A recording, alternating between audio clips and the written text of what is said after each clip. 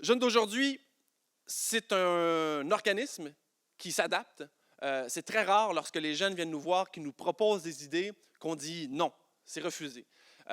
On dit la plupart du temps, oui, allons-y, on essaie. Et cette année, il y a 2 jeunes élèves qui ont demandé si elles pouvaient faire leur numéro ensemble, en duo. Donc, c'est une première à Jeunes d'aujourd'hui. On a dit oui. On a dit oui pour un duo. Alors, je les vois célébrer à mes côtés en coulisses. Vous assistez à une première. On va ouvrir la deuxième partie avec ce duo. Et ces 2 jeunes élèves, ces 2 jeunes filles vont vous parler. 2 jeunes femmes. À quel âge qu'on change de jeune fille à jeune femme?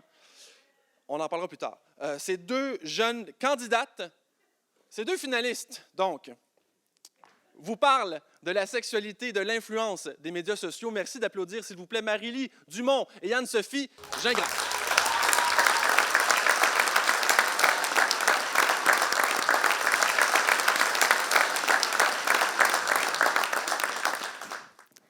Dans une entrevue, Lady Gaga a affirmé qu'elle a eu son premier baiser à 14 ans. La réponse de l'animatrice a été « Wow, c'est tard! » Moi, j'ai 16 ans. Je n'ai jamais eu mon premier baiser. Je n'ai même jamais ressenti des papillons pour un autre être humain. Est-ce que je suis en retard? Est-ce qu'il est normal que l'intimité entre 2 personnes ne m'intéresse pas encore? Je suis allée faire mes recherches. J'ai trouvé que l'âge moyen du premier baiser est de 15 ans. J'ai aussi trouvé cette vidéo d'une camarade de classe que j'ai écoutée sur TikTok.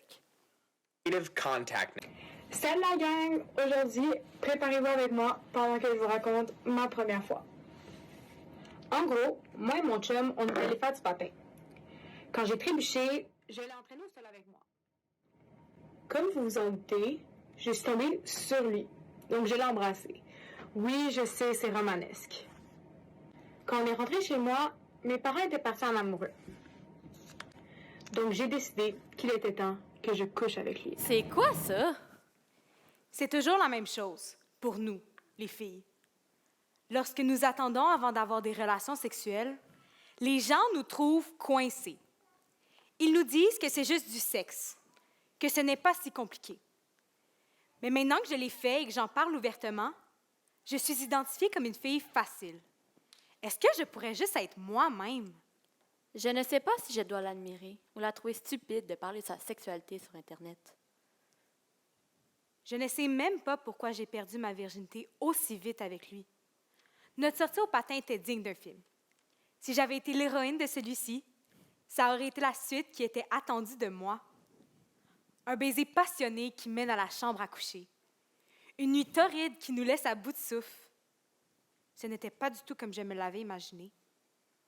Je voyais cette première expérience après un souper aux chandelles, où on s'échangerait plein de mots doux et des baisers romantiques pour faire augmenter la tension sexuelle.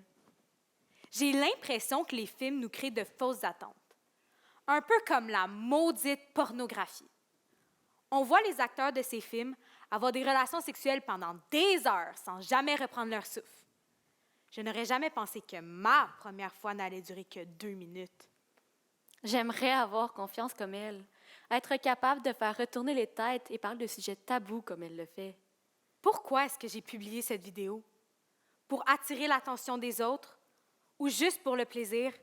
Je ne sais pas, je ne sais plus. La plupart imaginent que les jeunes ne pensent seulement qu'à ça. Le sexe. Je croyais qu'ils exagéraient. Mais ils ont raison. Je suis l'extraterrestre, la personne anormale qui n'est pas capable. La personne qui a trop peur de faire l'activité la plus simple et naturelle au monde. Peut-être que je n'aime simplement pas le contact d'un garçon, d'un autre être humain. Je ne sais pas, je ne sais plus. L'unique chose que je sais, c'est que je ne suis pas la seule qui veut bien paraître sur Internet.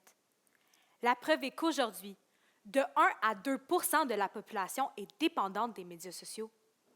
Ça peut ne pas sembler beaucoup, mais on parle de 80 à 160 millions de personnes qui cherchent une forme de validation dans les applications, comme moi. Pourquoi y a-t-il autant d'influenceurs qui font ce genre de vidéos? Pour culpabiliser les gens comme moi? Pour les pousser à être ce qu'ils ne sont pas? A-t-elle autant de confiance que je le crois? Fait-elle ça pour les bonnes raisons? Maintenant que j'y pense, pourquoi aucune de ces personnes ne démontre les côtés les plus désagréables de la sexualité à l'adolescence? Pourquoi n'insiste-t-elle pas sur la protection en bas âge? À mon âge. Elle pourrait parler du consentement, de la communication, du respect entre les partenaires. Elle n'en discute pas. Mais c'est crucial. Ils veulent que je dise la vérité sur ma page, mais ils sont fous. Je ne vais quand même pas leur dire que je suis allée chercher une pilule du lendemain seule, car j'avais peur de tomber enceinte. Je ne vais pas leur dire que j'ai peur que mes parents se doutent de quelque chose si je commence la pilule contraceptive. Je ne vais pas leur décrire le sentiment que j'ai ressenti lorsqu'il a refusé de mettre un condom pour son propre plaisir. Non, je ne leur dirai rien de ça. Mon image est trop importante pour moi. Je veux être aimée. Aux yeux des autres, je ne suis pas parfaite. Loin de là. Mais je commence à comprendre que je ne suis pas le problème. Ils ont le droit de s'afficher comme ils en ont envie. Mais moi, j'y vais à mon rythme. J'ai le droit de me respecter, même si ça fait de moi celle qui est anormale. Je n'ai pas du tout envie de retrouver le titre de fille coincée. En plus, parler seulement du bon côté de mes aventures sexuelles me fait à croire que je suis meilleure que les autres. J'ai l'impression d'avoir gagné la course la plus importante dans la vie d'un adolescent. Alors pourquoi je ne ressens pas la joie de Usain Bolt lorsqu'il gagne une médaille d'or du 100 mètres? Juste penser au mot virginité me donne la nausée. Imaginez la perdre. Depuis que je suis rentrée au secondaire, mes parents me répètent toujours la même chose. Attends avant de vivre ta première fois. Faut que tu sois certaine que tu le regretteras pas. Ah, que ça m'énerve de toujours entendre cette cassette. Je me pose souvent la question. Est-ce qu'ils pensent vraiment que je ne pense qu'à ça? Que j'ai pour seul but de faire l'amour? Non. Rien de tout cela m'intéresse. Et non, je ne me mettrai pas à faire des vidéos qui expliquent pourquoi je suis différente et comment je me sens par rapport à ma situation. Ridicule. Je me sens ridicule. Je me sens ridicule d'avoir publié cette vidéo. Ce moment était seulement pour mon chum et moi. Moi, je l'ai partagé au monde entier. Je croyais qu'il était normal de parler ouvertement de sa sexualité. Et ça peut l'être. Le sexe ne doit pas être un tabou. Mais j'aurais pu garder cette expérience pour moi. Moi, mon partenaire. J'aurais pu en parler à ma meilleure amie, mais pas à Internet au grand complet. Au final, ça restera toujours comme ça. Il va y avoir des trends, des tendances qui commenceront et nous allons décider de les suivre ou non. Aujourd'hui, ce n'est plus rare que les influenceurs détournent la vérité ou se créent une fausse vie. Il y a des choses bien pires dans la vie. Est-ce qu'on peut juste en rire? Au final, si je l'ai partagée, c'était juste pour la trend. Même si je l'ai supprimée, elle me suivra comme une ombre. Donc, aussi bien apprendre à vivre avec. Et juste en rire.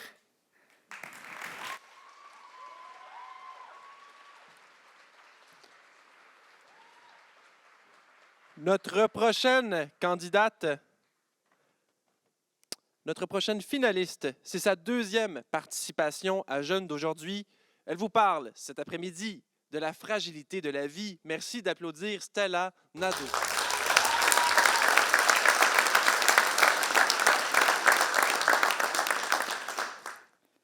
Deux ans.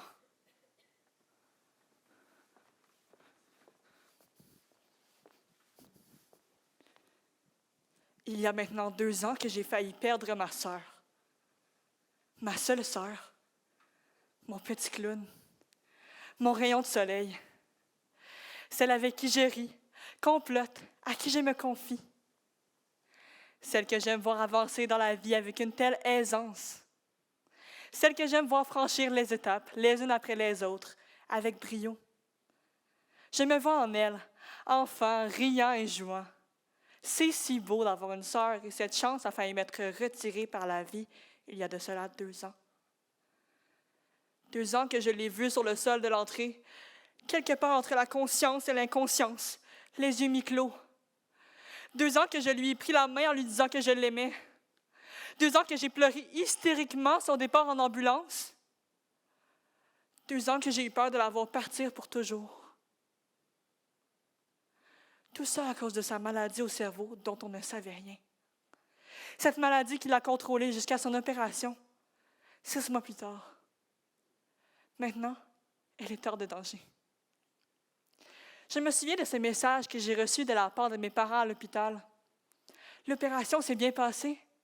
Ce soulagement intense et mon cœur qui se détend après cette nouvelle. Et après avoir appris cela, contente de ne pas avoir à pleurer sa mort, j'ai pleuré la joie de l'avoir en vie. Tout ce temps est passé et je suis toujours autant sous le choc.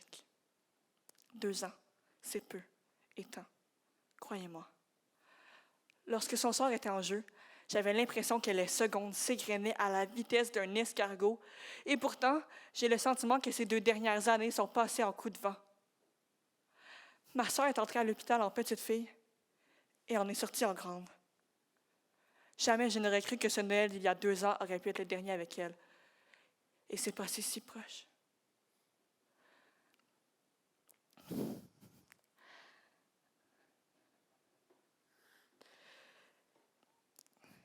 Texte. Je vous en parle maintenant car cette histoire m'a tant marqué. Elle m'a appris de la fragilité de la vie. Nous ne pourrons jamais savoir quelle sera notre dernière respiration, notre dernier baiser, notre dernier « je t'aime ». La plupart des gens se terrent aveuglément dans ce brouillard d'incertitude. Ils avancent comme si tout le monde avait la vie éternelle, et ce n'est que lorsque l'un de leurs proches manque à l'appel qu'ils sont forcés d'ouvrir les yeux. Moi, je vous propose de sortir de cet écran de fumée. N'attendez pas d'avoir peur de perdre les gens que vous aimez, comme j'ai cru perdre ma sœur. Imaginez, à un moment, ma sœur riait et me prenait dans ses bras, et l'instant d'après, elle partait pour l'urgence. Ça aurait pu être n'importe qui. Vous, votre père, votre mère, votre ami, n'importe qui. On s'invente toutes sortes de problèmes au quotidien, mais ce qui compte vraiment, c'est de revoir nos proches chaque jour. De profiter de leur présence avant d'avoir à les voir dans un cercueil. De savoir que l'on ne regrettera pas de ne jamais leur avoir dit à quel point on les aime. Tout le reste est futile, au fond. Alors foncez. Dites à cette fille à laquelle vous pensez que vous l'aimez. Dites à ce garçon qu'il vous manque. Exprimez vos sentiments et enrichissez votre mémoire de ces instants à leur côté. Ce soir, en vous couchant, écrivez à l'un de vos proches pour lui dire que vous tenez à lui. Puis, le lendemain, recommencez. Vous verrez, vous me remercierez plus tard. N'attendez pas de regretter la présence de l'autre. Profitez-en maintenant. Parce que oui, cette fois, ma sœur s'en est sortie. Mais qui sait ce que demain nous réserve? Aujourd'hui, je n'ai plus peur de dire ce que je ressens. Comme maintenant. Ève, je t'aime.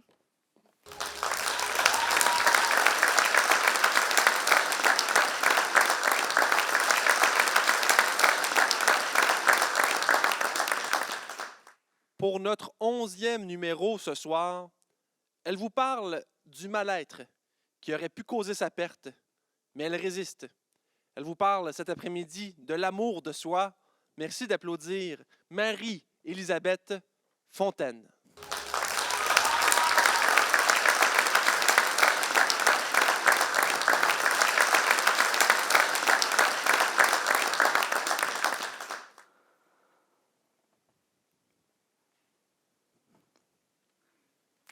C'est silencieux. Est-ce que c'est à moi de parler? OK, c'est moi chaud. D'accord. Laisse-moi me présenter. Bonjour, je m'appelle Marie-Élisabeth Fontaine. J'ai 15 ans. Quoi? J'ai pas l'air d'avoir 15 ans. Est-ce que c'est parce que je suis grande? Peut-être à cause de ma stature. C'est ça?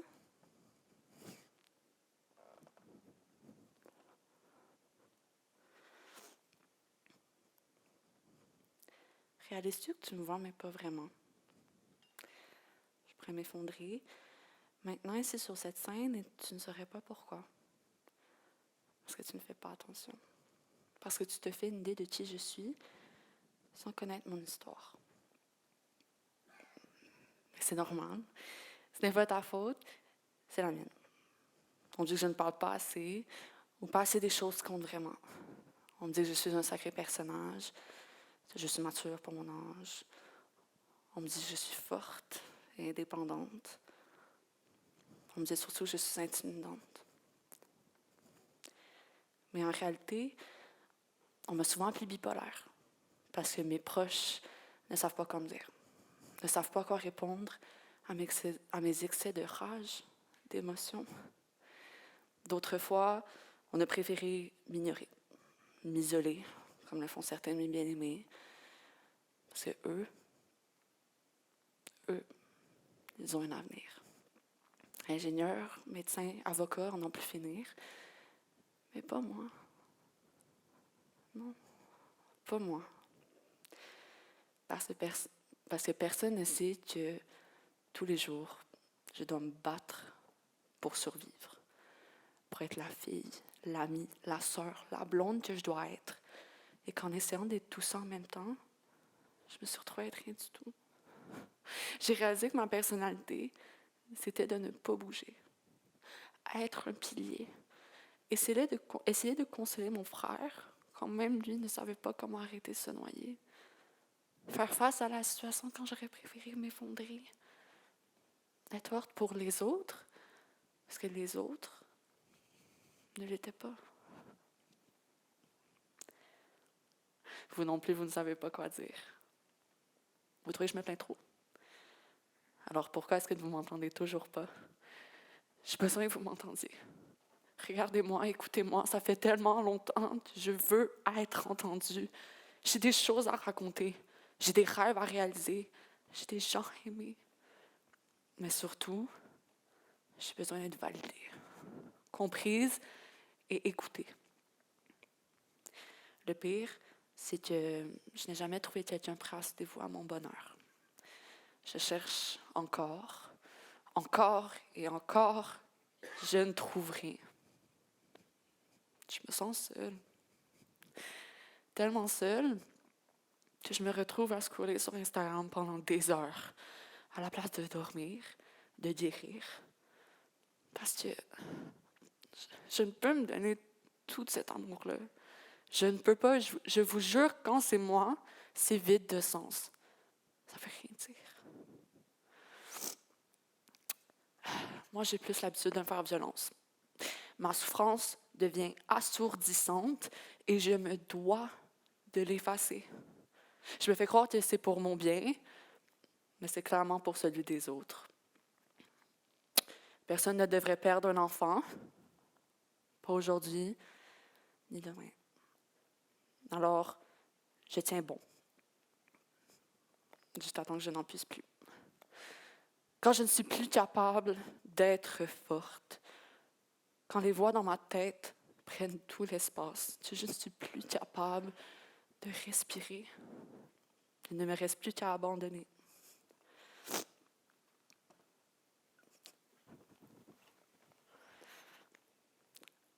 M'abandonner dans l'alcool pour essayer de remplir le vide qui se forme à l'intérieur de moi, pour essayer de remplir ma haine, ma peine, ma douleur, au point d'en vomir. Vomir pour essayer d'oublier que je ne m'aime pas à chaque jour de ma vie. J'ai cru pouvoir m'en sortir à coups de cris, d'automutilation, de pleurs ou de nudité. Parce que peut-être qu'on m'aimera plus si je suis moins habillée, peinée ou encore brisée. Je ne m'aime pas. Et à ce que j'ai entendu dire, plusieurs ne s'endurent pas non plus. Alors dites-moi, comment on fait pour s'aimer alors qu'on s'haït autant?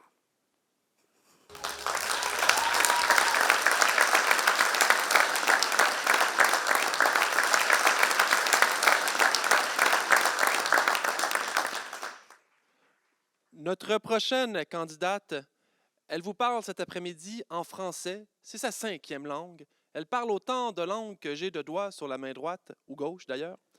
Elle vient de l'Allemagne. Cet après-midi, elle vous offre un texte politique important. Elle vous parle de féminisme. Merci d'applaudir Sofia Olga.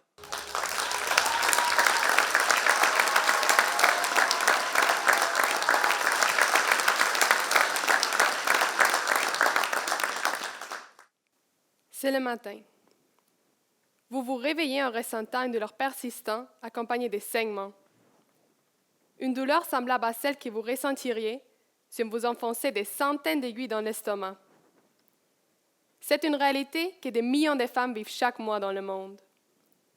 Leur quotidien est marqué par une expérience que beaucoup d'entre vous ne comprennent peut-être pas pleinement. Savez-vous que certaines douleurs menstruelles peuvent être pires qu'une crise cardiaque? Et si les hommes avaient des cycles menstruels? Une semaine de douleurs insupportables dans le ventre, dans le dos, et du sang qui coule. Beaucoup de sang qui coule. Que fait une femme quand elle a ses règles pendant environ une semaine? Rien. Elle vit sa vie comme si tout était normal. Maintenant, imaginez un homme qui est en train d'avoir une crise cardiaque. Croyez-vous vraiment qu'il ferait comme si rien n'était? Cela nous amène à réfléchir à l'injustice des genres. Que ce soit à l'école, dans le monde professionnel ou même dans leur vie quotidienne, les femmes continuent à faire face à des inégalités. Qui ici a regardé les nominations aux Oscars? Vous? Vous aussi? Avez-vous remarqué quelque chose? Ryan Gosling a été nominé pour son rôle secondaire de Ken dans le film Barbie, tandis que l'actrice Margot Robbie, qui jouait le rôle principal, n'a pas été nominée pour le même film. Alors que plusieurs critiques des films ont dit que son travail était aussi bon ou même meilleur que celui de son partenaire. Cela met en lumière le fait que trop souvent le travail des femmes est minimisé ou négligé. Un autre exemple, un peu plus personnel. Je me promenais avec une de mes amies un après-midi d'été. On venait d'acheter une crème glacée et nous marchions normalement. Quand soudain, un vieil homme est arrivé par derrière nous et a commencé à attraper la hanche de mon amie. Il a enroulé sa main autour de sa taille nue et il l'a serrée fermement. Avant qu'il puisse la tirer vers lui, elle s'est libérée de son emprise. Je pus voir de ses yeux larmoyants qu'elle avait envie de crier, mais n'était pas capable d'émettre une seule son. L'homme étrange a commencé à nous dire quelque chose. Je voyais sa bouche bouger sans entendre un mot. À ces moments-là, moi aussi je me suis mise à pleurer. Je ne pouvais penser qu'à une chose. Ce que je ferais si l'homme étrange touchait à nouveau mon ami, ou même s'il essayait de me toucher. Finalement, après ce qui me semblait une heure entière, une femme un peu plus âgée est venue. Elle nous a demandé ce qui s'est passé. Elle s'est placée entre l'homme et nous. Lui, il était visiblement déçu par son arrivée. Il a marmonné quelque chose, mais a fini par s'éloigner. Même si c'est à plus d'un an, je ne l'oublierai jamais. Je pense toujours que ça aura pu se terminer complètement différemment.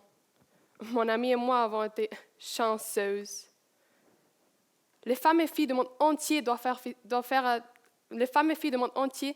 face à des histoires comme celle-ci.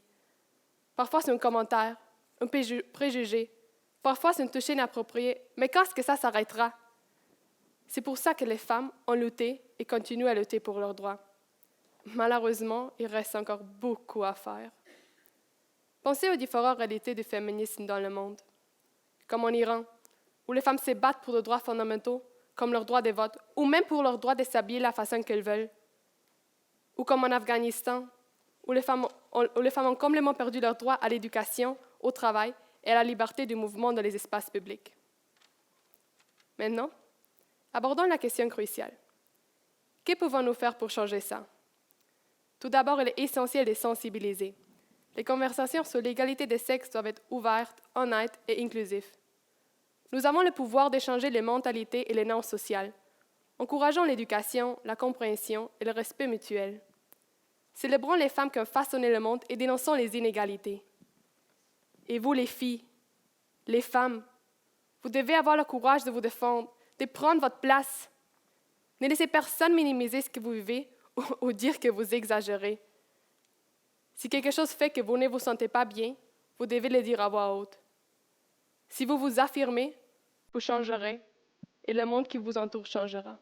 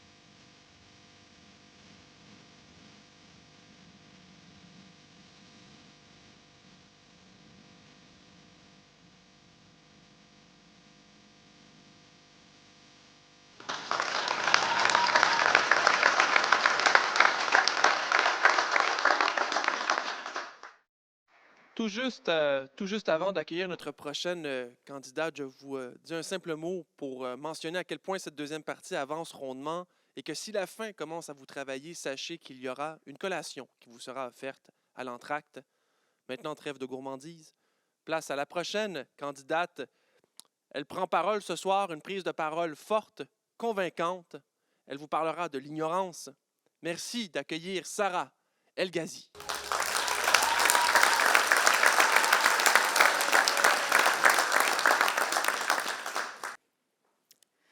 Eh bien, attachez vos ceintures car on s'apprête à plonger au cœur de cette toile sociopolitique qui se tricote au sein des nations. C'est comme une série télé, avec des alliances qui se forment, des groupes antagonistes qui émergent, bref, on dirait un scénario plus tordu qu'une saison de Game of Thrones. Maintenant, zoomons sur cette scène avec le prisme de la fenêtre d'Overton. Oui, Overton. Comme le voisin d'à côté, mais en politique. C'est ce concept qui décrit la plage d'idées acceptables dans ce grand jeu politique. Imaginez cette fenêtre comme un cadre qui enferme les idées considérées comme tolérées et politiquement réalisables. En d'autres termes, tout ce qui figure à l'intérieur de cette fenêtre est comme le menu approuvé par les acteurs politiques et la société. La fenêtre d'Overton n'est pas une relique figée. Elle évolue avec le temps en fonction aux changements sociaux, culturels, politiques et économiques. Toutes les idées qui figurent à l'extérieur de ce fenêtre sont souvent perçues comme radicales, extrêmes ou tout simplement inacceptables dans le contexte politique actuel. Cela a des applications sérieuses, mais ne vous inquiétez pas, on ne va pas vous sortir une thèse politique. En gros, la fenêtre d'Overton influence sérieusement comment le Québec aborde ses sujets internationaux. Comme si ces problèmes étaient des objets perdus sous le canapé cachés derrière un voile d'indifférence. Alors, on enfile des lunettes de soleil et on analyse cette situation mondiale avec la clarté d'une journée ensoleillée. Il est temps de démontrer une maturité intellectuelle qui dépasse les limites de cette fenêtre. On veut voir au-delà, comme si on passait de la vieille télé standard à la 4K. Ignorer délibérément les enjeux internationaux sous prétexte de préserver une illusion de quiétude locale, c'est un peu comme sacrifier sa responsabilité envers la communauté mondiale pour garder un confort illusoire. C'est un peu comme si la fenêtre d'Overton agissait comme un masque de plongée. On a besoin de respirer, bon sang. Le déni de la réalité, qu'on peut percevoir sur certaines sources médiatiques, ne fait que prolonger une illusion éphémère. Il est temps de briser cette complaisance comme on briserait la glace d'un lac gelé, adoptant une perspective plus ouverte, consciente des réalités du monde. Ça pourrait être aussi revigorant que de plonger dans un lac après une journée de canicule politique. En France, où les citoyens n'hésitent pas à exprimer le désaccord de manière véhémente, la fenêtre d'Overton semble être plus large, permettant ainsi un débat plus ouvert et passionné sur des questions politiques et économiques. Les Français considèrent souvent le débat comme un instrument essentiel pour façonner l'avenir de leur nation et influencer les décisions politiques. Cependant, au Québec, on a parfois la réputation de préférer l'option de l'ignorance volontaire. C'est un peu comme si la fenêtre d'Overton agissait comme une barrière. Et au lieu de manifester bruyamment notre désaccord, on préfère siroter son café Tim Hortons en se disant que mais tout va bien. Mais soyons sérieux. Il serait peut-être temps de secouer cette quiétude comme on secouerait un arbre pour faire tomber les feuilles mortes. Il serait pertinent d'interroger cette inclinaison à la passivité d'explorer comment elle influence notre capacité collective à influencer les affaires mondiales.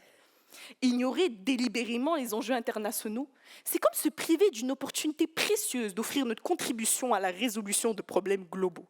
C'est un peu comme si on refusait de donner notre pelle pour la construction du château de sable mondial. En fin de compte, la fenêtre d'Overton ne doit pas être une barrière limitant notre engagement. La dynamique complexe entre l'expression de désaccord, le maintien de la quiétude et l'engagement civique mérite d'être scruté avec attention pour mieux comprendre la manière dont les Québécois interagissent avec les défis du monde contemporain. Brisons les limites imposées par cette fenêtre comme on briserait une piñata, avec enthousiasme et en espérant que ça libérera quelque chose de sucré pour tous. Le Québec pourrait jouer un rôle plus significatif dans la communauté mondiale, contribuant ainsi à l'évolution positive de la société. C'est comme si on décidait soudainement d'ouvrir grand la fenêtre afin de laisser entrer l'air frais, la lumière et peut-être même un peu d'humour. Merci beaucoup.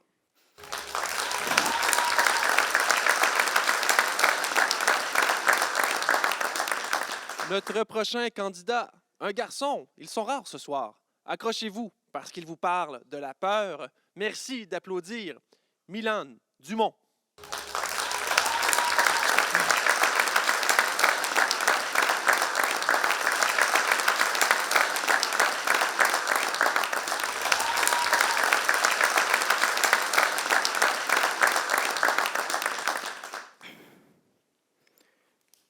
Ça vous est déjà arrivé de figer lors d'une présentation orale ou bien devant votre béguin? De soudainement prendre conscience de tout ce qu'il se passait autour de vous. Les chaussures un peu trop serrées, la salive dans la bouche, et puis oh mon Dieu, il fait chaud tout à coup. Cette tension tantôt vivifiante, tantôt dérangeante, eh bien c'est notre bonne vieille peur que je tenterai aujourd'hui de mieux vous faire connaître. Par moments, elle nous contrôle entièrement, nous engloutit, nous envahit, nous ronge à l'intérieur, nous fait foncer, comme elle peut faire fourcher notre langue ou nous faire pleurer. Ses principaux symptômes sont facilement observables.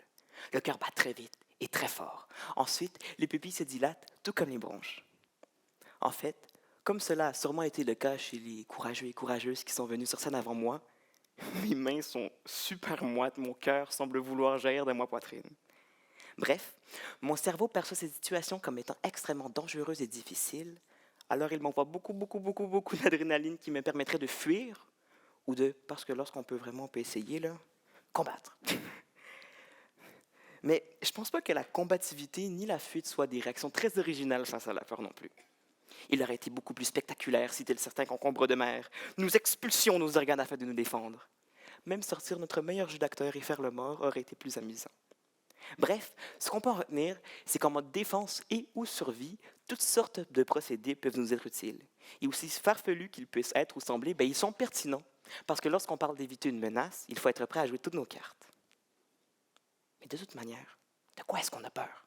Bon, certaines peurs, comme celle de l'obscurité, du vide, des bruits graves et forts, sont innées ou fondamentales, c'est-à-dire qu'elles sont ancrées en l'extrême majorité d'entre nous et qu'elles nous viennent en grande partie de notre évolution. Par exemple, d'après des chercheurs de l'Université de West Alabama, celle du noir nous viendrait de l'époque où l'humain était beaucoup plus exposé aux prédateurs. Parce que oui, avec nos beaux petits yeux, on a beau voir une panoplie de couleurs quand il n'y a plus de lumière, mais se défendre contre un animal sauvage ou une quelconque force démoniaque se terrant dans notre sous-sol lorsqu'on vient d'éteindre les lumières de la cage d'escalier, ça devient beaucoup plus difficile. Un type d'évolution similaire est observable chez les chats. Connaissez-vous les vidéos de chats qui paniquent et sursautent à la vue d'un concombre? Eux...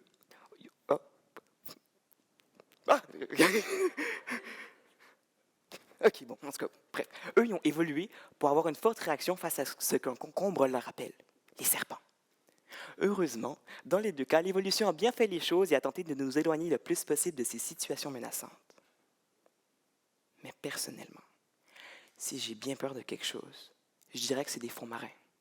C'est comme une peur, un mélange entre la peur du vide, de l'inconnu et du noir. Vous savez, dans les camps de vacances, là, il y a tout le temps un lac dans lequel tout le monde va se baigner. Je me souviens de mes premières expériences autour de 8-9 ans, quand je regardais sous mes pieds. Tout ce que je voyais, c'était une forme obscure et sombre. Mon imagination venait me jouer des tours. Il y a un monstre gros comme ton école, caché à des centaines de mètres de profondeur au fond du lac. Si tu oses nager un peu plus, il te gobera les orteils comme de petites cerises. Ben non. On est en sécurité, il y a des moniteurs. S'il se passe quelque chose, ils pourront nous sauver, non? Des petits campeurs comme toi, j'en ai connu des dizaines, ou plutôt dévoré des dizaines. Continue à nager, mais ça sera à des risques et périls. Bon. Après quelques petites recherches, j'en ai conclu qu'il s'agirait en fait de thalassophobie, qui est par définition une peur des profondeurs, marines ou non. Cela peut concerner la mer, les grands lacs et toutes étendues d'eau larges, vastes, qui semblent sombres et profondes. Bon. Même si cette phobie ne pourrait s'appliquer à moi parce qu'elle ne m'empêche pas de faire du canot, du kayak ou de me baigner dans un lac pendant l'été, on sait que ce type de phobie, les phobies spécifiques, touchent environ 9% de la population du Québec. 1/10 de la population du Québec. 1 personne sur 10 dans la salle. Alors maintenant, avec ces merveilleuses informations, la prochaine fois que vous figerez devant de l'obscurité, une crevasse, que vous vous baisserez au bruit d'un avion qui passe tout proche, que la vue du vampire ou du sang vous donnera une forte envie de gerber, de vomir, ou que la vue des yeux de votre bien-aimé vous fera bégayer. Souvenez-vous que c'est très normal et que ce n'est point de votre faute, mais bien celle de votre instinct de survie qui tente de protéger un membre de l'espèce Homo sapiens. Oui, parfois la peur nous joue des tours, mais la vivacité mentale et physique qu'elle nous accorde nous a bien souvent sauvés de l'extinction ou de commettre une grosse erreur qui mettrait notre bien chère maman en rogne. Alors peur, aussi énervante que tu puisses être par moments, je t'apprécie, te remercie et t'accepte, parce que d'une certaine manière, Sans toi, nous ne serions tous pas là.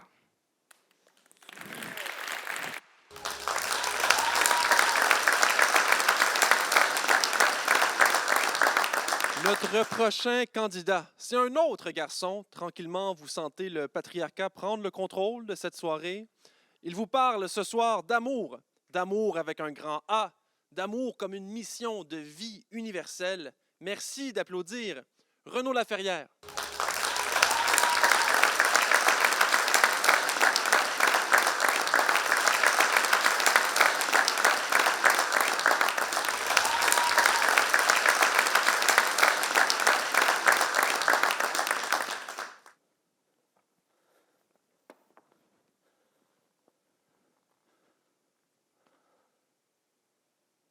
Je suis né dans l'étable à côté du confort. J'ai grandi à vos côtés et ça m'a rendu plus fort. J'ai appris de votre sagesse qui à elle seule vaut de l'or. Cependant, je vois quelque chose qui vous trouble. Est-ce votre main qui tremble? Sont-ce vos yeux qui se détournent de mon regard? Regardez-moi dans les yeux et vous verrez la détresse de tous ces gens. Sans un sauveur pour les guider, tous sont perdus. Alors, laissez-moi faire le bien pour une fois. Ne vous fâchez pas, mon père, puisque je vous rejoindrai. Ne vous fâchez pas, ma mère, car je peux les sauver. Ne vous fâchez pas, mes pères, ces gens sont inconscients de leurs actes. Ne vous fâchez pas, mes frères, ils accepteront mon pacte. En observant ce monde rongé par la haine, je vois l'influence d'inconnus sur votre peuple. Je vois le vide dans le regard d'hommes et de femmes comme moi. Alors peut-être trouveriez-vous ce monde au-delà d'être sauvé. Laissez-moi faire le bien. Je me sacrifierai en votre nom pour eux tous. Je porterai la croix. Je deviendrai immortel. Ils se souviendront de moi. Ainsi vivra non seulement mon nom, mais également mon âme, à travers peuples et époques, sauvant ceux qui sont perdus. Et alors que je reviendrai dans 2000 ans, voir où en sont vos enfants. En attendant, Père, je vous rejoindrai.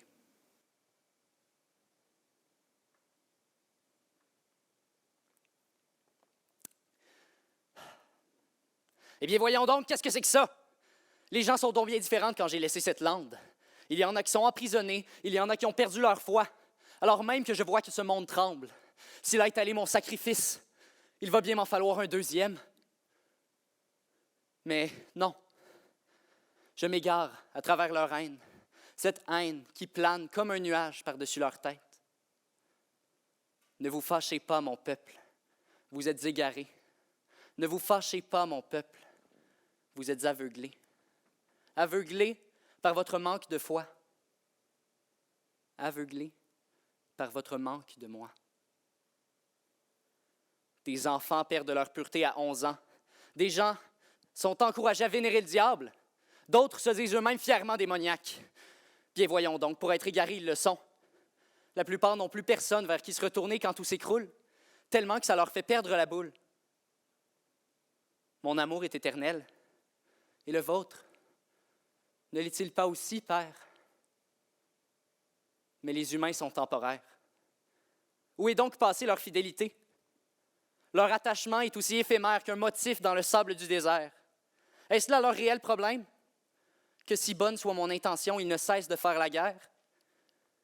Que malgré mes efforts, leurs âmes restent blêmes? Brave soldat au cœur si fragile, relève-toi.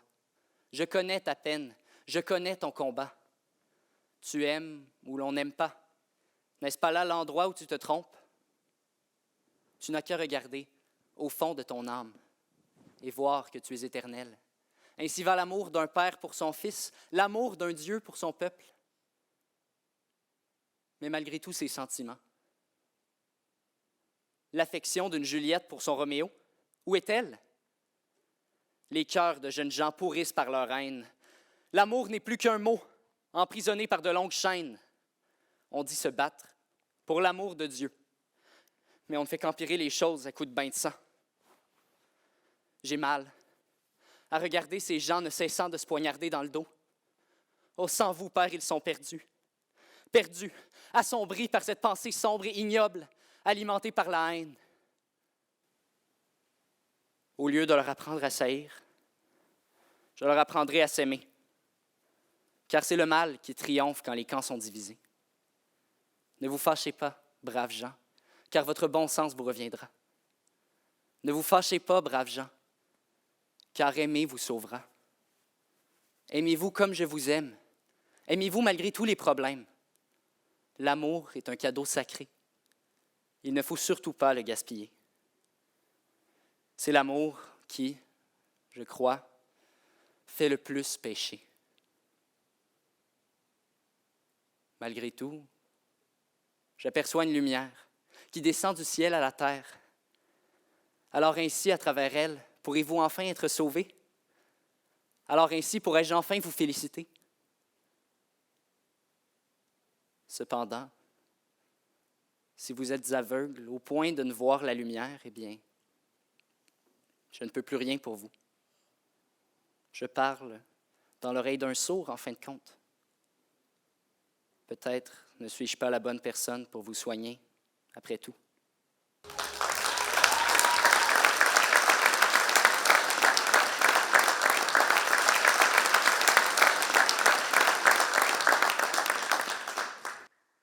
Notre dernier candidat, notre dernier finaliste aujourd'hui, il vous parle de ses origines multiples et de sa quête identitaire. Merci d'accueillir avec une bonne main d'applaudissements pour une dernière fois. Jordan.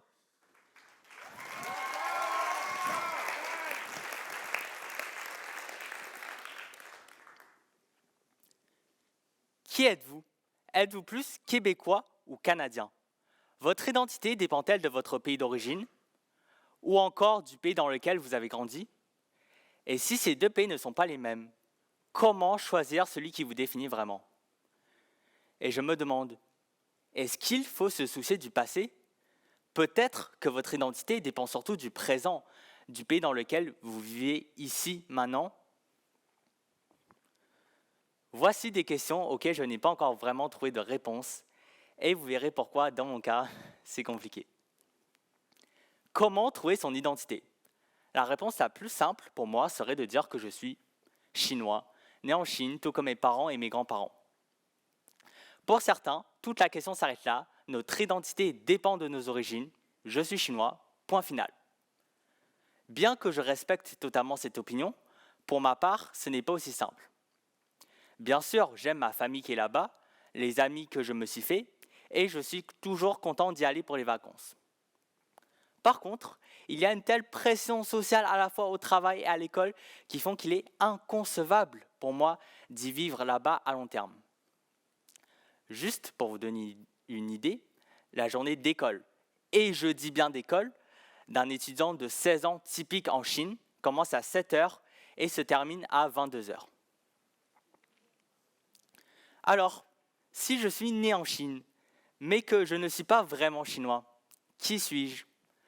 Dans ce cas, la réponse la plus simple serait de dire que je suis français.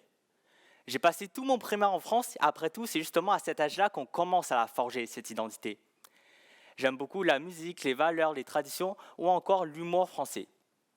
De Philippe Etchebest à Paul Mirabel en passant par Orelsan, je pense plutôt bien connaître la culture française. Cependant, ça fait quelques années que je ne suis plus retourné en France et je dois reconnaître que je n'ai plus aucune idée de la situation réelle là-bas. La dernière fois que j'ai mis les pieds en France, on venait de gagner la Coupe du monde de soccer. Rendez-vous compte. Alors, si je suis français, mais pas vraiment, et que je suis avant tout chinois, sans vraiment l'être non plus, qui suis-je? Et si la solution était tout simplement d'assumer pleinement le pays dans lequel on vit, Québec ou Canada, je ne sais pas. Mais ce qui est sûr, c'est que je m'y sens un petit peu plus chez moi ici chaque jour.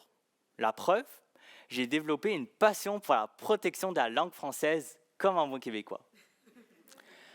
Parmi les nombreuses personnalités canadiennes nées ailleurs, celle qui m'a le plus inspiré est Vivienne Poix, la première sénatrice canadienne d'origine asiatique, qui est venu à Montréal à l'âge tardif de 17 ans. Toutefois, je dois dire que je ne me sens pas totalement canadien encore. Il y a tellement de références culturelles que je ne saisis pas. Par exemple, si je vous dis la guerre, vous me dites? Bon, imaginez-vous que je n'avais aucune idée de la réponse il y a encore un mois. Notre vraie nationalité est l'humanité, disait H.G. Wells, un célèbre auteur anglais. Ainsi, je me demande si, au final, tous ces questionnements sont toujours pertinents, connaissant l'époque dans laquelle on vit. Au fond, je sais que je risque fort de me sentir vraiment chez moi, nulle part, mais aussi un peu partout. En effet, malgré toutes les différentes valeurs et cultures que chacun porte, je pense qu'au final, pas mal tout le monde adhère aux mêmes valeurs fondamentales. Respect, bienveillance et coopération, entre autres. Par contre, je ne pense pas vraiment qu'avoir vécu dans 3 pays différents est suffisant pour faire de moi un vrai citoyen du monde, tant celui-ci est immense. Alors qui suis-je? J'ai bien essayé de répondre, mais je vous avais prévenu, c'est compliqué. Je suis chinois d'origine, français au passé, québécois et canadien au présent, citoyen du monde depuis toujours et probablement pour le futur. Je sais cependant une chose, c'est que peu importe son identité ou sa nation, l'important, c'est de se sentir bien dans sa peau. Merci.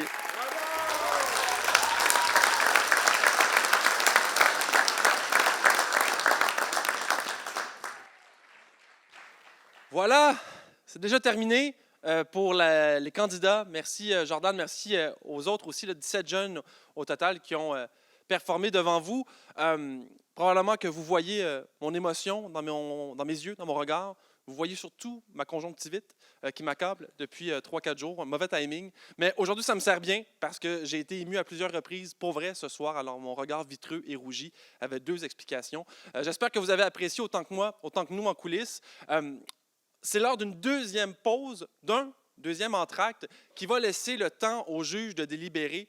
Je ne peux pas vous promettre un nombre de minutes exact, comme c'était le cas tout à l'heure.